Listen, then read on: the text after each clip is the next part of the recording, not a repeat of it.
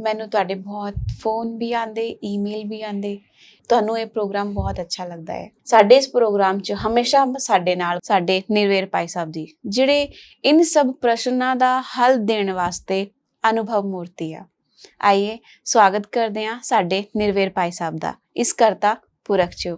ਭਾਜੀ, ਤੁਹਾਡਾ ਇਸ कार्यक्रम 'ਚ ਬਹੁਤ ਬਹੁਤ ਸਵਾਗਤ ਆ।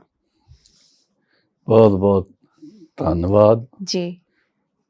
ओम शांति। ओम शांति। सत श्री अकाल। हाँ जी, फरमाओ की हुक्म। ਭਾਜੀ, ਅੱਜ ਪ੍ਰਸ਼ਨ ਛੱਡ ਕੇ ਮੈਂ ਤੁਹਾਡੇ ਵੱਲੋਂ ਇੱਕ ਪ੍ਰਸ਼ਨ ਇਹ ਪੁੱਛਣਾ ਚਾਹੁੰਦੀ ਹਾਂ ਕਿ ਤੁਸੀਂ ਸਾਨੂੰ ਮੰਮਾ ਦਾ ਅਨੁਭਵ ਸੁਣਾਇਆ ਤੇ ਬ੍ਰਹਮਾ ਬਾਬਾ ਦਾ ਵੀ ਸੁਣਾਇਆ ਤੇ ਦਾਦੀ ਪ੍ਰਕਾਸ਼ ਮਣੀ ਨਾਲ ਤੁਸੀਂ ਆਪਣੇ ਦਿਨ ਬਿਤਾਏ, ਉਸ ਸਮੇਂ ਦਾ ਕੀ ਅਨੁਭਵ ਹੈ ਤੁਹਾਡਾ?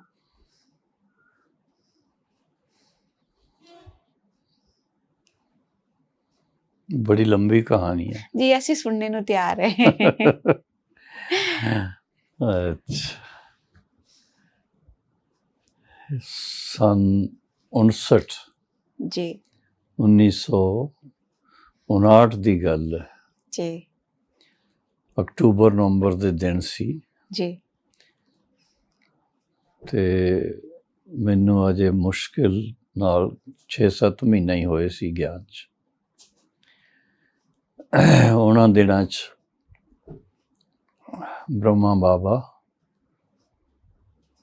ਅਸੀਂ ਬਾਬਾ ਹੀ ਕਹਿੰਦੇ ਵੈਸੇ ਤੇ ਪਿਤਾ ਸ਼੍ਰੀ ਬ੍ਰਹਮਾ ਬਾਬਾ ਜੀ, ਉਹ ਬੰਬੇ 'ਚ ਆਏ ਹੋਏ ਸੀ ਕਿਉਂਕਿ ਉਹਨਾਂ ਦਿਨਾਂ 'ਚ ਮਾਊਂਟ ਆਬੂ ਤੇ ਸਰਦੀਆਂ 'ਚ ਠੰਡ ਬਹੁਤ ਹੁੰਦੀ ਸੀ ਜੀ ਤੇ ਸਰਦੀ ਦੇ ਮੌਸਮ 'ਚ ਕੋਈ ਬਾਹਰੋਂ ਇਤਨਾ ਲੋਕ ਨਹੀਂ ਸੀ ਆਉਂਦੇ ਤੇ ਬਾਬਾ ਇਸ ਕਰਕੇ ਬਾਬਾ ਵੀ, ਮੰਮਾ ਵੀ, ਦਾਦੀਆਂ ਵੀ ਉਹਨਾਂ ਦੇ ਪ੍ਰੋਗਰਾਮ ਸੇਵਾ ਵਾਸਤੇ ਬਾਹਰ ਅਲੱਗ-ਅਲੱਗ ਏਰੀਆ 'ਚ ਹੁੰਦੇ ਸੀ ਜੀ। ਇਹ ਜਾਣਦੇ ਹਾਂ ਅਸੀਂ ਕਿ ਬੰਬੇ ਦੀ ਜਿਹੜੀ ਕਲਾਈਮੇਟ ਹੈ ਉਹ ਬੜੀ ਸਰਦੀਆਂ ਵਾਸਤੇ ਬਹੁਤ ਅੱਛੀ ਹੈ। ਉੱਥੇ ਸਰਦੀ ਇਤਨੀ ਨਹੀਂ ਹੁੰਦੀ ਹੈ, ਮਹਿਸੂਸ ਨਹੀਂ ਹੁੰਦੀ। ਤੇ ਬਾਬਾ ਹਮੇਸ਼ਾ ਦੀਵਾਲੀ ਤੋਂ ਪਹਿਲੇ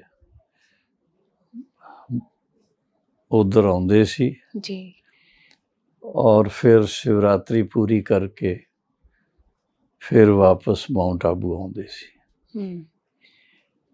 ਤੇ ਸਨ 59 'ਚ ਪ੍ਰਕਾਸ਼ ਮਣੀ ਦਾਦੀ ਉਹਨਾਂ ਦਿਨਾਂ 'ਚ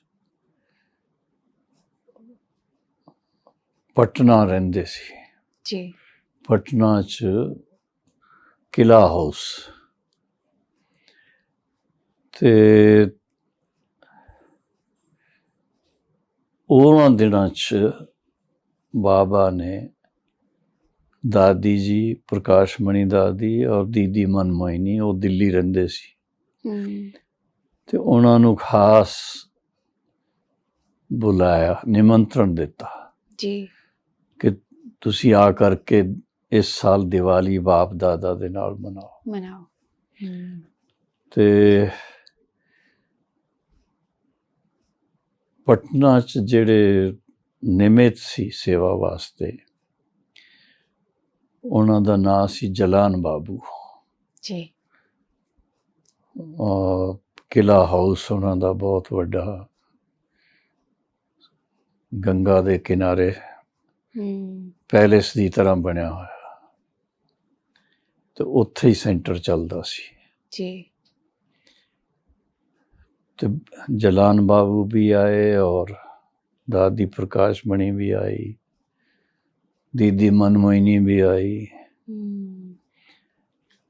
ਔਰ ਦੀਵਾਲੀ ਦੇ ਦਿਨਾਂ 'ਚ ਉਹਨਾਂ ਦਾ, ਆਪਣੇ ਜਲਾਨ ਬਾਬੂ ਜੀ ਦਾ ਜਨਮ ਦਿਨ ਸੀ। ਅੱਛਾ। ਤੇ ਬਾਬਾ ਚਾਹੁੰਦੇ ਸੀ ਕਿ ਬਾਬਾ ਦੇ ਕੋਲ ਆ ਕਰਕੇ ਉਹ ਆਪਣਾ ਜਨਮ ਦਿਨ ਮਨਾਉਣ। ਤੇ ਬਹੁਤ ਹੀ ਅਲੌਕਿਕ ਰੀਤ ਨਾਲ ਸੀ ਉਹ ਜਨਮ ਦਿਨ ਮਨਾਉਣ ਦਾ ਪਲਾਨ। ਤੇ ਉਸ ਵੇਲੇ ਪ੍ਰਕਾਸ਼ ਮਣੀ ਦਾਦੀ ਬਾਬਾ ਕੋਲ ਆਏ ਹੋਏ ਸੀ। ਅੱਛਾ। ਔਰ ਬਾਬਾ ਨੇ ਉਹਨਾਂ ਨੂੰ, ਪ੍ਰਕਾਸ਼ ਮਣੀ ਦਾਦੀ ਨੂੰ, ਮਨਮੋਹਿਨੀ ਦੀਦੀ ਨੂੰ, ਜਲਾਨ ਬਾਬੂ ਨੂੰ ਉਸ ਵੇਲੇ ਬੜੀ ਪਿਆਰ ਭਰੀ ਯੋਗ ਯੁਕਤ ਦ੍ਰਿਸ਼ਟੀ ਦਿੱਤੀ ਔਰ ਉਹਨਾਂ ਨੂੰ ਬਹੁਤ ਅਲੌਕਿਕ ਅਨੁਭਵ ਹੋਇਆ ਉਸ ਵੇਲੇ। ਅੱਛਾ।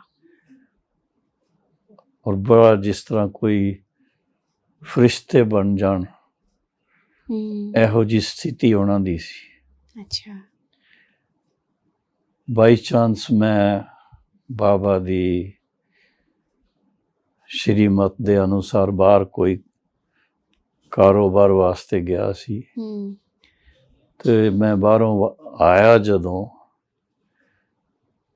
ਤੇ ਉਸ ਵੇਲੇ ਪਹਿਲੀ ਵਾਰ ਦਾਦੀ ਪ੍ਰਕਾਸ਼ ਮਣੀ ਦੇ ਨਾਲ ਮਿਲਣ ਹੋਇਆ। ਅੱਛਾ।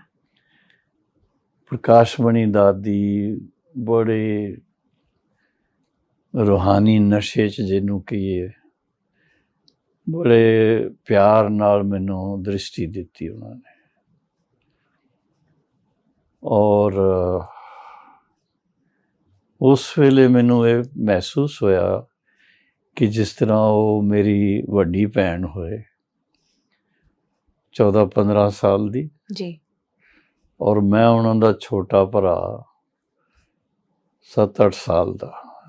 ਇਹੋ ਜਿਹੀ ਮਹਿਸੂਸਤਾ ਹੋਈ ਸੀ। ਔਰ ਦਾਦੀ ਪ੍ਰਕਾਸ਼ ਮਣੀ ਨੇ ਆ ਕਰਕੇ ਆਹਿਸਤਾ ਆਹਿਸਤਾ ਮੇਰੇ ਹੱਥ ਪਕੜੇ ਦੋਨੋਂ।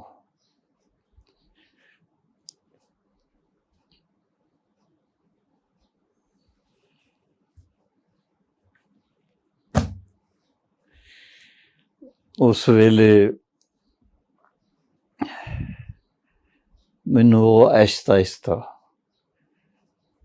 ਜਿਸ ਤਰ੍ਹਾਂ ਬੱਚਿਆਂ ਨੂੰ ਖਿਲਾਉਂਦੇ, ਤੇ ਉਹ ਬੜੀ ਇੱਕ ਸ਼ੁਰੂਆਤ ਯੂਨੀਕ ਹੈਗੀ ਸੀ। ਤੇ ਉਹਨਾਂ ਦਿਨਾਂ ਤੋਂ ਲੈ ਕਰਕੇ ਫਿਰ 1959 ਤੋਂ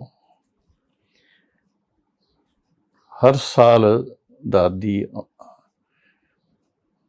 ਆਬੂ ਆਉਂਦੇ ਸੀ ਗਰਮੀਆਂ ਦੀ ਦਿਨਾਂ 'ਚ, ਔਰ ਮੈਂ ਗਰਮੀਆਂ ਦੀ ਛੁੱਟੀਆਂ 'ਚ ਜੈਪੁਰ ਸੇਵਾ ਵਾਸਤੇ ਜਾਂਦਾ ਸੀ ਤੇ ਉਹ ਆਉਂਦੇ ਜਾਂਦੇ ਉੱਥੇ ਮਿਲਦੇ ਸੀ। ਅੱਛਾ। ਕਲਾਸ ਕਰਾਉਂਦੇ ਸੀ ਔਰ ਵੈਸੇ ਮਿਲਦੇ ਸੀ। ਤੇ ਮੈਨੂੰ ਸ਼ੁਰੂ ਤੋਂ ਇਹ ਦਾਦੀ ਕੋਲੋਂ, ਪ੍ਰਕਾਸ਼ ਮਣੀ ਦਾਦੀ ਕੋਲੋਂ ਇਹ ਮਹਿਸੂਸ ਹੁੰਦਾ ਸੀ ਜਿਸ ਤਰ੍ਹਾਂ ਵੱਡੀ ਭੈਣ ਹੁੰਦੀ ਕੋਈ। ਕਿਉਂਕਿ ਪੰਜਾਬ 'ਚ ਸਾਨੂੰ ਅਨੁਭਵ ਹੈਗਾ ਵੱਡੀ ਭੈਣ ਕਿਸ ਤਰ੍ਹਾਂ ਛੋਟੇ ਭਾਈਆਂ ਦਾ ਧਿਆਨ ਰੱਖਦੀ। ਹਾਂਜੀ ਹਾਂਜੀ। ਰਾਖੀ ਤੇ ਆ ਕੇ ਉਹ ਪਸ਼ਮੀਨੇ ਦੇ ਫੁੱਲਾਂ ਦੀ ਰਾਖੀ ਬੰਨਦੀ ਜੀ। ਤੇ ਇਸ ਤਰ੍ਹਾਂ ਮਤਲਬ ਸ਼ੁਰੂਆਤ ਇਸ ਤਰ੍ਹਾਂ ਹੋਈ ਸੀ।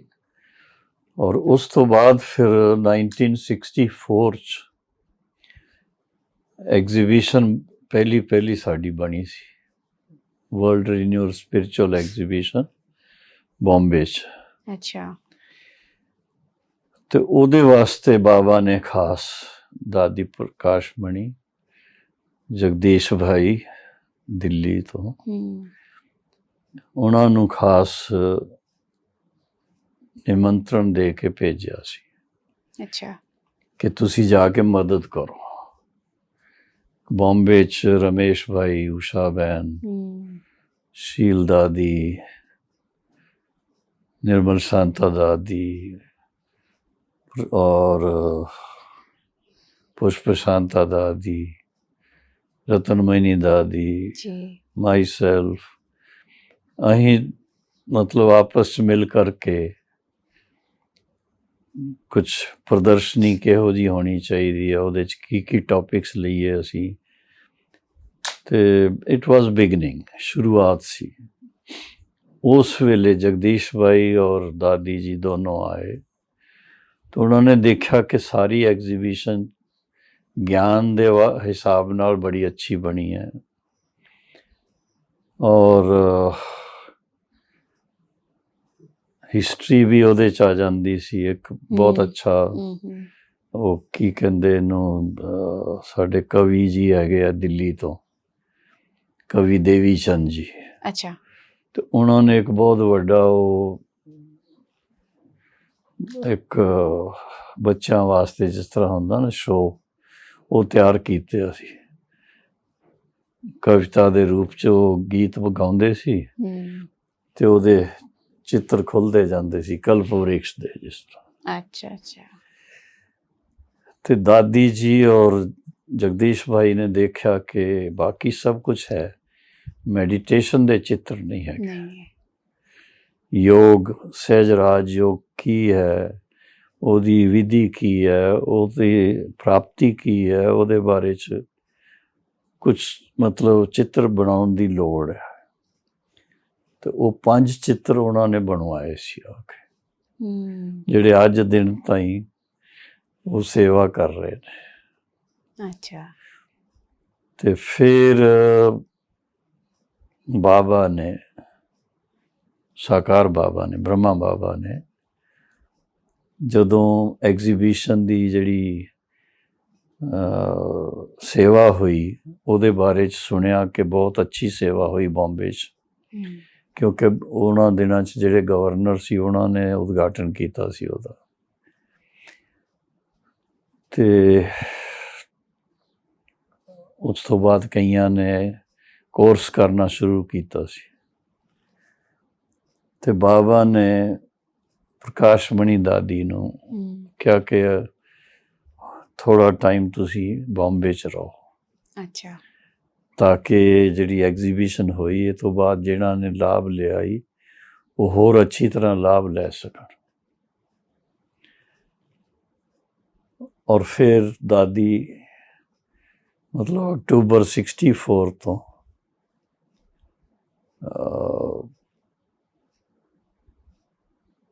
ਸੈਪਟੈਂਬਰ ਜਾਂ ਅਕਤੂਬਰ, ਹਾਂ ਸੈਪਟੈਂਬਰ 64 ਤੋਂ ਜੀ ਬੰਬੇ 'ਚ ਹੀ ਰਹੀ ਫਿਰ। ਔਰ ਫਿਰ ਗਾਮਦੇਵੀ ਸੈਂਟਰ ਖੁੱਲਿਆ। ਅੱਛਾ। ਜਿਹਦੇ ਨਿਮਿਤ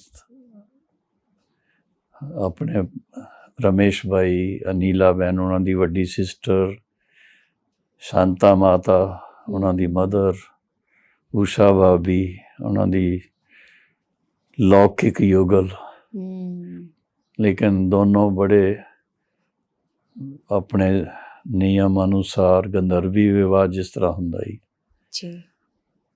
ਪਵਿੱਤਰ ਜੀਵਨ 'ਚ ਸੀ। ਤੇ ਉਸ ਵੇਲੇ ਫਿਰ ਰਮੇਸ਼ ਭਾਈ ਨੇ ਗਾਮਦੇਵੀ 'ਚ ਇੱਕ ਮਕਾਨ ਖਰੀਦਿਆ, ਫਲੈਟ, ਦਾਰੁਲ ਮੁਲਕ ਮਕਾਨ ਦਾ ਨਾਂ, ਉਹਦੇ 'ਚ ਫਲੈਟ ਹੈ। ਉਸ ਫਲੈਟ 'ਚ ਸੈਂਟਰ ਖੋਲ੍ਹਿਆ ਔਰ ਪ੍ਰਕਾਸ਼ ਮਣੀ ਦਾਦੀ ਜੀ ਔਰ ਉਹਨਾਂ ਦੇ ਨਾਲ 2 ਛੋਟੀ ਸਿਸਟਰਸ ਉਹ ਸੈਂਟਰ ਵਾਸਤੇ ਉੱਥੇ ਰਹੀਆਂ। ਅੱਛਾ। ਤੇ ਮੈਂ ਆਪਣਾ ਜੌਬ ਛੱਡ ਕਰਕੇ ਨੇਵੀ ਤੋਂ ਨਿਵਰਿਤ ਹੋ ਕਰਕੇ ਸੰਨ 63 'ਚ ਪੂਰਾ ਹੀ ਈਸ਼ਵਰੀ ਸੇਵਾ 'ਚ ਲੱਗ ਗਿਆ ਸੀ ਤੇ ਬੰਬੇ 'ਚ ਹੀ ਬਾਬਾ ਨੇ ਰੱਖਿਆ ਸੀ। ਅੱਛਾ। ਤੇ ਉਹਨਾਂ ਦਿਨਾਂ 'ਚ ਫਿਰ ਮੈਂ ਸਵੇਰ ਦੇ ਟਾਈਮ ਕਲਾਸ ਵਾਸਤੇ ਗਾਮਦੇਵੀ ਸੈਂਟਰ 'ਤੇ ਆਉਂਦਾ ਸੀ। ਅੱਛਾ। ਔਰ ਫਿਰ ਕਲਾਸ ਤੋਂ ਬਾਅਦ ਸੇਵਾ ਕਰਕੇ ਬਾਹਰ ਕੋਈ ਨਾ ਕੋਈ ਪ੍ਰੋਜੈਕਟਸ ਹੁੰਦੇ ਸੀ ਯੱਗੇ ਦੇ, ਉਹਦੇ ਵਾਸਤੇ ਕਦੀ ਆਰਟਿਸਟਾਂ ਵਾਸਤੇ ਜਾਣਾ, ਕਦੀ ਪ੍ਰਿੰਟਿੰਗ ਜੌਬ ਸੀ, ਕਦੀ ਕੋਈ ਹੋਰ ਖਰੀਦਾਰੀ, ਉਹ ਕਰਕੇ ਫਿਰ ਮੈਂ ਆਉਂਦਾ ਸੀ ਗਾਮਦੇਵੀ ਸੈਂਟਰ ਦੁਪਹਿਰ ਅੱਛਾ ਨੂੰ। ਅੱਛਾ ਅੱਛਾ। ਤੇ ਇਹ ਬੜੀ ਤੁਹਾਨੂੰ ਆਸ਼ਚर्य ਵਾਲੀ ਗੱਲ ਮਿਲੇਗੀ ਕਿ ਪ੍ਰਕਾਸ਼ ਮਣੀ ਦਾਦੀ ਉਸ ਵੇਲੇ ਜਦੋਂ ਮੈਂ ਬੈਲ ਵਜਾਵਾਂਗਾ ਤੇ ਕਦੀ ਲੇਟ ਵੀ ਹੁੰਦਾ ਸੀ। ਨਾਰਮਲੀ ਸੈਂਟਰ ਤੇ 1 ਵਜੇ ਤਾਈਂ ਖਾਣਾ ਪੀਣਾ ਖਾ ਲੈਂਦੇ ਨੇ, ਪਰ ਮੈਂ ਕਦੀ 1:30 ਵੱਜ ਗਿਆ, 2 ਵੱਜ ਗਏ। ਤੇ ਉਸ ਵੇਲੇ ਜਿਹੜੀ ਛੋਟੀ ਭੈਣਾਂ ਉਹ ਥੋੜ੍ਹੀ ਰੈਸਟ ਕਰਦੀਆਂ ਸੀ ਤੇ ਦਾਦੀ ਪ੍ਰਕਾਸ਼ ਮਣੀ ਉਹ ਆ ਕਰਕੇ ਦਰਵਾਜ਼ਾ ਖੋਲਦੀ ਸੀ ਔਰ ਫਿਰ ਮੈਂ ਆ ਕੇ ਮੂੰਹ ਹੱਥ ਧੋ ਕਰਕੇ ਬੈਠਦਾ ਜਦੋਂ ਤਾਈਂ, ਤੇ ਦਾਦੀ ਮੇਰੇ ਵਾਸਤੇ ਸਬਜ਼ੀ ਗਰਮ ਕਰੇ, ਰੋਟੀ ਬਣਾਏ ਜੀ। ਫਿਰ ਭੋਜਨ ਕਰਕੇ ਫਿਰ ਮੈਂ ਆਪਣਾ ਸਥਾਨ ਜਿੱਥੇ ਰਹਿੰਦਾ ਸੀ ਉੱਥੇ ਚਲ ਜਾਂਦਾ ਸੀ ਜੀ। ਤੇ ਇਸ ਤਰ੍ਹਾਂ ਮਤਲਬ ਸ਼ੁਰੂਆਤ 'ਚ ਇਹ ਚੱਲਦਾ ਰਿਹਾ, ਦਾਦੀ ਜੀ ਦੇ ਨਾਲ ਮਿਲਣਾ ਜੁਲਣਾ। ਔਰ ਜਦੋਂ ਇਹ ਐਗਜ਼ੀਬਿਸ਼ਨ ਵਗੈਰਾ ਹੋਈ ਹੈ ਜਾਂ ਉਹ ਤੋਂ ਬਾਅਦ ਵੀ, ਤੇ ਦੇਖਿਆ ਕਿ ਸਾਕਾਰ ਬਰਾਵਾ ਨੂੰ ਜੋ ਬੱਚੇ ਸਰਵਿਸੇਬਲ ਜ਼ਿਆਦਾ, ਉਹਨਾਂ ਦੇ ਵਾਸਤੇ ਬਹੁਤ ਪਿਆਰ ਸੀ ਜੀ। ਔਰ ਲਗਭਗ ਹਰ ਰੋਜ਼ ਆਪਣੇ ਹੱਥ ਨਾਲ ਬਾਬਾ ਲੈਟਰ ਲਿਖ ਕਰਕੇ ਪੋਸਟਸ ਭੇਜਦੇ ਸੀ ਔਰ ਫਿਰ ਉਹਦੇ ਰਿਟਰਨ 'ਚ ਹਰ ਰੋਜ਼ ਪ੍ਰਕਾਸ਼ ਮਣੀ ਦਾਦੀ ਜਾਂ ਦੂਸਰੇ ਵੀ ਕੋਈ ਲਿਖਦੇ ਹੋਣਗੇ ਤੇ ਉਹ ਰੋਜ਼ ਦੀ ਰੋਜ਼ ਲੇਟ ਫੀ ਪੇਡ ਉਹ ਜਾ ਕਰਕੇ ਟ੍ਰੇਨ ਤੇ ਪੋਸਟ ਕਰਦੇ ਸੀ ਔਰ ਅਗਲੇ ਦਿਨ ਬਾਬਾ ਨੂੰ ਮਿਲ ਜਾਂਦਾ ਸੀ। ਮਤਲਬ ਇਤਨਾ ਸਾਕਾਰ ਬਾਬਾ ਦਾ ਸਰਵਿਸੇਬਲ ਬੱਚੇ, ਜਿਸ ਤਰ੍ਹਾਂ ਦਾਦੀ ਪ੍ਰਕਾਸ਼ ਮਣੀ, ਆਪਣੇ ਰਮੇਸ਼ ਭਾਈ, ਊਸ਼ਾ ਬਹਿਨ ਔਰ ਉਧਰ ਜਗਦੀਸ਼ ਭਾਈ ਜੀ, ਗੁਲਜ਼ਾਰ ਦਾਦੀ, ਦੀਦੀ ਮਨਮੋਹਿਨੀ ਉਹ ਦਿੱਲੀ 'ਚ ਸੀ ਤੇ ਉਹਨਾਂ ਨੂੰ ਗੰਗੇ ਦਾਦੀ ਉਹ ਆਪਣੇ ਕਾਨਪੁਰ ਸੀ, ਕਾਨਪੁਰ। ਇਸੇ ਤਰ੍ਹਾਂ ਹੀ ਹੋਰ ਸੈਂਟਰਾਂ ਤੇ ਵੱਡੇ ਦਾਦੀਆਂ, ਜਿਸ ਤਰ੍ਹਾਂ ਚੰਦਰਮਣੀ ਦਾਦੀ ਪੰਜਾਬ 'ਚ ਜੀ, ਮਨੋਹਰ ਦਾਦੀ ਕਰਨਾਲ 'ਚ, ਇਸ ਤਰ੍ਹਾਂ। ਤੇ ਉਹਨਾਂ ਨੂੰ ਵੀ, ਲੇਕਿਨ ਜ਼ਿਆਦਾ ਬੰਬੇ 'ਚ ਲੈਟਰਸ ਰੋਜ਼ ਬਾਬਾ ਦਾ ਆਉਂਦਾ ਸੀ। ਜੀ ਜੀ। ਤੇ ਇਹ ਉਹਨਾਂ ਦਿਨਾਂ ਦੀਆਂ ਗੱਲਾਂ ਹੀ। ਤੇ ਦਾਦੀ ਪ੍ਰਕਾਸ਼ ਮਣੀ ਦੇ ਨਾਲ ਯੱਗ ਦੀ ਸੇਵਾ ਦੇ ਕਾਰਨ ਰੋਜ਼ ਜਿਸ ਤਰ੍ਹਾਂ ਆਪਸ 'ਚ ਬੈਠਣਾ, ਮਿਲਣਾ ਔਰ ਪਲਾਨਸ ਬਣਾਉਣੇ, ਜੋ ਛਪਾਈ ਵਗੈਰਾ ਕਰਨੀ ਹੈ ਉਹਦੇ ਬਾਰੇ 'ਚ, ਕਿਉਂਕਿ ਯੱਗ ਦੇ ਕੁਛ ਨਿਯਮ ਵੀ ਰੱਖਣੇ ਪੈਂਦੇ ਸੀ ਬਈ ਬਹੁਤ ਕਿਫਾਇਤ ਨਾਲ ਹਰ ਚੀਜ਼ ਹੋਣੀ ਚਾਹੀਦੀ ਹੈ, ਇੱਕਦਮ ਪੈਸੇ ਫੈਂਕਣੇ ਨਹੀਂ ਹੈ। ਤੇ ਇਹੋ ਜਿਹੀਆਂ ਗੱਲਾਂ ਸੀ। ਤੇ ਦਾਦੀ ਜੀ ਦੀ ਸਭ ਤੋਂ ਵੱਡੀ ਗੱਲ ਇਹ ਕਿ ਬਾਬਾ ਦੀ ਮੁਰਲੀ ਜਿਹੜੀ ਉਹ ਜਿਸ ਤਰ੍ਹਾਂ ਸੁਣਾਉਂਦੇ ਸੀ, ਉਹਦੇ 'ਚ ਜਿੰਨਾ ਸਪਸ਼ਟੀਕਰਨ ਜਾਂ ਜੋ ਵੀ ਹੈ, ਬਿਲਕੁਲ ਇਤਨੀ ਕਲੈਰਿਟੀ ਉਹਦੇ 'ਚ, ਇਤਨੀ ਕਲੈਰਿਟੀ, ਇਤਨਾ ਸਭ ਨੂੰ ਅੱਛਾ ਲੱਗਦਾ ਸੀ। ਔਰ ਕੋਈ ਵੀ ਗੱਲ ਹੈ, ਦਾਦੀ ਨੂੰ ਪੁੱਛਿਆ, ਦਾਦੀ ਨੇ ਜਵਾਬ ਦਿੱਤਾ, ਨਿਸ਼ਚਿੰਤ ਹੋ ਕਰਕੇ ਆਪਣਾ ਮੌਜ 'ਚ ਰਹੇ। ਔਰ ਦਾਦੀ ਜਿਸ ਸੈਂਟਰ ਤੇ ਰਹੀ ਸੀ, ਉਸ ਸੈਂਟਰ ਤੇ ਸਾਰੇ ਬੰਬੇ ਤੋਂ ਭਾਈ ਭੈਣ ਆ ਜਾਂਦੇ ਸੀ। ਜਗ੍ਹਾ ਛੋਟੀ ਸੀ ਤੇ ਲੇਕਿਨ ਆ ਜਾਂਦੇ ਸੀ। ਔਰ ਫਿਰ ਬੜੀ ਇੱਕ ਸਭ ਤੋਂ ਵੱਡੀ ਗੱਲ ਇਹ ਹੈ ਕਿ ਦਾਦੀ ਜੋ ਵੀ ਕੋਈ ਕਿਸੇ ਵੀ ਸੈਂਟਰ ਤੋਂ ਆ ਜਾਣ, ਬੜੇ ਪਿਆਰ ਨਾਲ ਉਹਨਾਂ ਨੂੰ ਵੈਲਕਮ ਕਰਨਾ ਔਰ ਪ੍ਰਸਾਦ ਖਿਲਾਉਣਾ,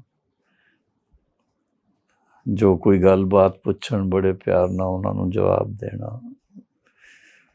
ਔਰ ਸਾਰੇ ਬੰਬੇ ਦੇ ਜਿੰਨੇ ਸੈਂਟਰ ਸੀ ਉਸ ਵੇਲੇ, ਹਰ ਸੈਂਟਰ ਦੀ ਵੱਡੀ ਭੈਣਾਂ, ਉਹਨਾਂ ਦੀ ਕਮੇਟੀ ਬਣਾਈ ਫਿਰ ਦਾਦੀ ਨੇ ਅੱਛਾ ਸੇਵਾ ਵਾਸਤੇ। ਔਰ ਉਹ ਕਮੇਟੀ ਦੇ ਕਾਰਨ ਮਹੀਨੇ 'ਚ ਮੇਰਾ ਖਿਆਲ ਹਰ ਮਹੀਨੇ 'ਚ 2 ਵਾਰ ਮੀਟਿੰਗਸ ਹੁੰਦੀਆਂ ਸੀ ਸੇਵਾ ਵਾਸਤੇ। ਅੱਛਾ ਅੱਛਾ।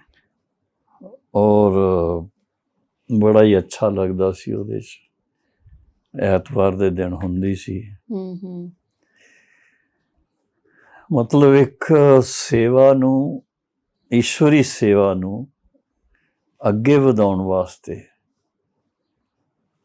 ਦਾਦੀ ਪ੍ਰਕਾਸ਼ ਮਣੀ ਜਿਸ ਤਰ੍ਹਾਂ ਨਿਮਿਤ ਬਣਦੀ ਸੀ। ਔਰ ਫਿਰ ਕੋਈ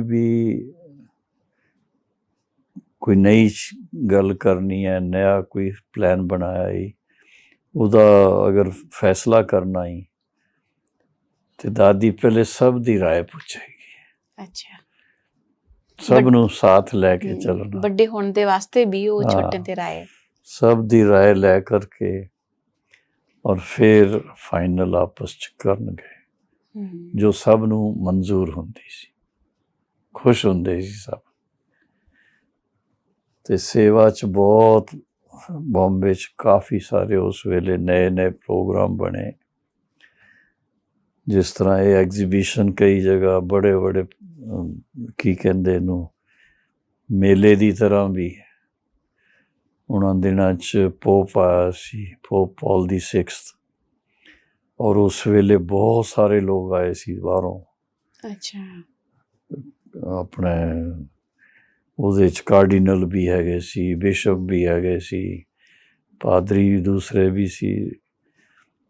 ਬਹੁਤ ਵੱਡਾ ਪ੍ਰੋਗਰਾਮ ਸੀ। 3 ਲੱਖ ਦੇ ਕਰੀਬ ਉਹਨਾਂ ਦਿਨਾਂ 'ਚ ਪੋਪ ਦੇ ਆਉਣ 'ਤੇ ਇਕੱਠੇ ਹੋਏ ਸੀ ਲੋਕ। ਤੇ ਉਸ ਵੇਲੇ ਪੋਪ ਦੀ ਵੀ ਸੇਵਾ ਵਾਸਤੇ ਦਾਦੀ ਪ੍ਰਕਾਸ਼ ਮਣੀ ਔਰ ਜਗਦੀਸ਼ ਭਾਈ, ਰਮੇਸ਼ ਭਾਈ, ਦੂਸਰੇ ਆਪਣੇ ਸ਼ੀਲੇਂਦਰਾ ਦਾਦੀ ਵਗੈਰਾ, ਸਭ ਉਹਨਾਂ ਨੇ ਪੋਪ ਦੀ ਸੇਵਾ ਕੀਤੀ। ਔਰ ਅਸੀਂ ਪੋਪ ਦੀ ਜਿਹੜੀ ਉਹ ਮਾਸ ਕਹਿੰਦੇ ਆ ਉਹਨੂੰ, ਪ੍ਰਾਰਥਨਾ ਸਭਾ, ਉਹਦੇ ਵਾਸਤੇ ਸਾਨੂੰ ਨਿਮੰਤਰਣ ਮਿਲੇ ਸੀ ਤੇ ਅਸੀਂ ਖਾਸ ਉਹ ਸਭਾ 'ਚ ਸਾਰੇ ਗਏ। ਅੱਛਾ। ਇਸ ਤਰ੍ਹਾਂ ਮਤਲਬ ਬਹੁਤ ਸਾਰੀ ਈਸ਼ਵਰੀ ਸੇਵਾ ਦੇ ਪੁਆਇੰਟ ਆਫ ਵਿਊ ਤੋਂ ਪ੍ਰਕਾਸ਼ ਮਣੀ ਦਾਦੀ ਦਾ ਸਭ ਤੋਂ ਵੱਡਾ ਇੱਕ ਦੇਖਿਆ ਕਿ ਹਰ ਇੱਕ ਦੇ ਪ੍ਰਤੀ, ਛੋਟੇ ਬੜੇ ਸਭ ਦੇ ਪ੍ਰਤੀ ਬੜਾ ਹੀ ਪਿਆਰ, ਔਰ ਹਰ ਇੱਕ ਦੇ ਵਿਚਾਰਾਂ ਨੂੰ ਪੂਰਾ ਆਦਰ, ਮਤਲਬ ਆਦਰ ਦੇਣਾ, ਸਤਿਕਾਰ ਦੇਣਾ, ਆਦਰ ਦੇਣਾ। ਇਸ ਕਰਕੇ ਜਿਸ ਤਰ੍ਹਾਂ ਦਾਦੀ ਮੈਗਨੇਟ ਦੀ ਤਰ੍ਹਾਂ ਸਾਰਿਆਂ ਨੂੰ ਖਿੱਚਦੀ ਸੀ। ਜੀ ਜੀ। ਤੇ ਫਿਰ ਬਾਬਾ ਦੀ ਤਰਫੋਂ ਪੱਤਰ ਵਗੈਰਾ ਆਉਂਦੇ ਸੀ। ਤੇ ਫਿਰ ਇੱਕ ਵੱਡੀ ਕਾਨਫਰੰਸ ਰੱਖੀ ਸੀ, ਕਿਉਂਕਿ ਉਹਨਾਂ ਦਿਨਾਂ 'ਚ ਖਾਸ ਤੇ ਸੌਰਾਸ਼ਟਰ ਸਾਈਡ 'ਤੇ ਗੁਜਰਾਤ 'ਚ ਔਰ ਹੋਰ ਵੀ ਕਈ ਜਗ੍ਹਾ ਛੋਟੀ ਉਮਰ ਦੀਆਂ ਜਿਹੜੀਆਂ ਨਈ ਸ਼ਾਦੀ ਕੀਤੀ ਹੁੰਦੀ ਨਾ ਲੜਕਿਆਂ ਨੇ, ਜੀ ਜੀ ਜੀ, ਉਹ ਮਤਲਬ ਆਪਣੇ ਨਏ ਘਰ 'ਚ ਸੈੱਟ ਨਹੀਂ ਹੋ ਪਾਉਂਦੀਆਂ ਸੀ ਤੇ ਸੁਈਸਾਈਡ ਕਰ ਲੈਂਦੀਆਂ ਸੀ। ਆਤਮਘਾਤ। ਤੇ ਉਹ ਬੜਾ ਇੱਕ ਚਿੰਤਾ ਦਾ ਵਿਸ਼ੇ ਸੀ ਉਸ ਵੇਲੇ। ਤੇ ਉਹਨਾਂ ਦਿਨਾਂ 'ਚ ਫਿਰ ਇੱਕ ਬ੍ਰਹਮਾ ਕੁਮਾਰੀ ਜੀ ਦੀ ਤਰਫੋਂ ਬਹੁਤ ਵੱਡੀ ਕਾਨਫਰੰਸ ਰੱਖੀ ਸੀ, ਸੋਸ਼ਲ ਵਰਕਰਸ ਨੂੰ ਖਾਸ ਉਹਦੇ 'ਚ ਨਿਮੰਤਰਣ ਦਿੱਤਾ ਸੀ।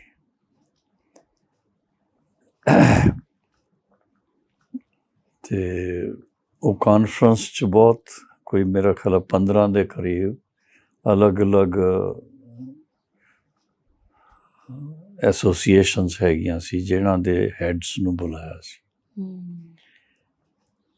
ਔਰ ਉਹਦੇ 'ਚ Dadi Prakashmani, she was head of the entire committee. ਔਰ ਬਾਬਾ ਨੇ ਖਾਸ ਉਹਨਾਂ ਦੇ ਵਾਸਤੇ ਇੱਕ ਮੈਸੇਜ ਰਿਕਾਰਡ ਕਰਕੇ ਭੇਜਿਆ ਸੀ। ਤੇ ਉਹ ਮਤਲਬ ਇਸ ਤਰ੍ਹਾਂ ਦਾਦੀ ਦਾ ਜਿਹੜਾ ਰੋਲ ਸੀ ਉਹ ਇੱਕ ਲੀਡਰ ਦਾ ਰੋਲ ਹੈਗਾ ਸੀ ਜੀ, ਬਿਲਕੁਲ। ਔਰ ਫਿਰ ਨਾ ਸਿਰਫ ਬੰਬੇ 'ਚ, ਕਿਉਂਕਿ ਫਿਰ ਜਦੋਂ ਬਾਬਾ ਅਵਿਅਕਤ ਹੋਏ ਉਸ ਵੇਲੇ ਦਾਦੀ ਮਾਊਂਟ ਹੀ ਹੈਗੇ ਸੀ ਜੀ। ਔਰ ਬਾਬਾ ਨੇ ਦਾਦੀ ਦੇ ਹੱਥ 'ਚ ਹੱਥ ਦੇ ਕਰਕੇ, ਔਰ ਜਿਸ ਤਰ੍ਹਾਂ पासिंग ऑन द बैटन जिसको कहते हैं जी, जिम्मेदारी यज्ञ की उनके ऊपर। तो वो उस वेले बाबा ने अपने हाथ च दादी दा हाथ लैके और शरीर छड्डिया सी बैठे बैठे। और वो मतलब 18 जनवरी 1969 ਤੇ ਉਸ ਸਮੇਂ ਤੋਂ ਲੈ ਕੇ ਦਾਦੀ ਫਿਰ ਯੱਗ ਦੀ ਬਾਗਡੋਰ ਸਾਰੀ ਉਹਨਾਂ ਨੇ ਸੰਭਾਲੀ। ਔਰ ਉਹਨਾਂ ਦੇ ਕਾਰਜਕਾਲ ਦੇ ਦਰਮਿਆਨ ਸੇਵਾ ਬਹੁਤ ਹੋਈ, ਵੱਡੇ ਵੱਡੇ ਪ੍ਰੋਗਰਾਮ ਵੀ ਬਹੁਤ ਹੋਏ ਔਰ ਭਿੰਨ ਵਰਗਾਂ ਦੀ ਭਿੰਨ ਐਸੋਸੀਏਸ਼ਨਸ ਦੀ ਬਹੁਤ ਸੇਵਾ ਹੈ ਜੀ। ਮਤਲਬ ਇੱਕ ਇੰਸਟੀਟਿਊਸ਼ਨ ਨੂੰ ਇੰਟਰਨੈਸ਼ਨਲ ਲੈਵਲ ਦੀ ਕਹੀਏ ਕਿ ਬਈ ख्याति ਉਹ ਸਰੂਪ ਉਸ ਉਹਨਾਂ ਦੇ ਹੁੰਦਿਆਂ ਹੋਇਆ, ਕਿਉਂਕਿ ਸੰਨ 1969 ਤੋਂ ਜਨਵਰੀ ਤੋਂ 2007 ਤਾਈਂ ਉਹਨਾਂ ਨੇ ਹੈਡ ਆਫ ਦੀ ਇੰਸਟੀਟਿਊਸ਼ਨ ਦੇ ਨਾਤੇ ਸੇਵਾ ਦਿੱਤੀ ਜੀ ਭਾਜੀ। ਤੇ ਦਾਦੀ ਦੀ ਪਰਸਨੈਲਿਟੀ ਇਹੋ ਜਿਹੀ ਸੀ, ਵੱਡੇ ਹੋਣ ਯੰਗ ਹੋਣ ਬੱਚੇ ਹੋਣ ਸਭ ਦੇ ਨਾਲ ਇਹੋ ਜਿਹਾ ਉਹਨਾਂ ਦਾ ਇੱਕ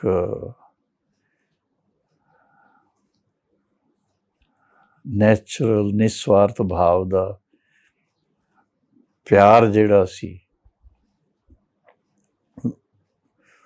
ਉਹਦੇ ਕਰਕੇ ਹਰ ਕੋਈ ਦਾਦੀ ਨੂੰ ਹਮੇਸ਼ਾ ਸੋਚੇਗਾ ਮੇਰੀ ਦਾਦੀ। ਯੱਗ ਦੀ ਜਿਹੜੀ 150 ਸੈਂਟਰ ਸੀ ਜਦੋਂ ਬਾਬਾ ਅਵਿਅਕਤ ਹੋਏ, ਔਰ ਜਦੋਂ ਦਾਦੀ ਅਵਿਅਕਤ ਹੋਈ ਉਹ 150 ਮਤਲਬ ਉਹ ਇੰਡੀਆ ਭਾਰਤ 'ਚ ਹੀ ਸੀ, ਬਾਹਰ 2 ਜਗ੍ਹਾ ਸਿਰਫ ਮੁਰਲੀ ਜਾਂਦੀ ਸੀ, ਲੰਡਨ ਔਰ ਇੱਕ ਕੰਬੋਡੀਆ। ਲੇਕਿਨ ਜਦੋਂ ਦਾਦੀ ਅਵਿਅਕਤ ਹੋਈ ਤੇ 100 ਤੋਂ ਜ਼ਿਆਦਾ ਦੇਸ਼ਾਂ 'ਚ ਸੈਂਟਰ ਖੁੱਲ੍ਹ ਚੁੱਕੇ ਸੀ ਇਨ ਆਲ ਦਾ 5 ਕੰਟੀਨੈਂਟਸ। ਔਰ ਦਾਦੀ ਖੁਦ ਸਾਰੇ ਹਿੰਦੁਸਤਾਨ 'ਚ ਚੱਕਰ ਲਗਾਇਆ ਔਰ ਮੈਂ ਸਮਝਦਾ ਘੱਟ ਤੋਂ ਘੱਟ ਵੀ 3 ਵਾਰ विदेशों च भी हर एक तरफ चक्कर लगाया उन्होंने। और जदों उधर गए कोई ना कोई नए और वर्गीकरण के हिसाब नाल बहुत अच्छे लोगों की सेवा होंदी सी। सेवा च अपने भारत दे प्रेजिडेंट, प्राइम मिनिस्टर, एहो जे भी सब VIPs आए। ज्ञानी जी आए सी, ज्ञानी जैल सिंह जी, वो खास दादी जी दे टाइम 1985 च आए सी माउंट आबू। उस टाइम तो मेरा जन्म भी नहीं हुआ था पाजी। नहीं होणगे वो पिछले जन्म च। और फिर मतलब बहुत ही दादी दा एक व्यक्तित्व इहो जिहा सी, परसनैलिटी इहो जी सी कि हर एक नूं विदिन नो टाइम अपनेपन दी भासना आउंदी सी। इस करके यही कहांगे कि दादी विश्व दी दादी प्रैक्टिकली असी देखी।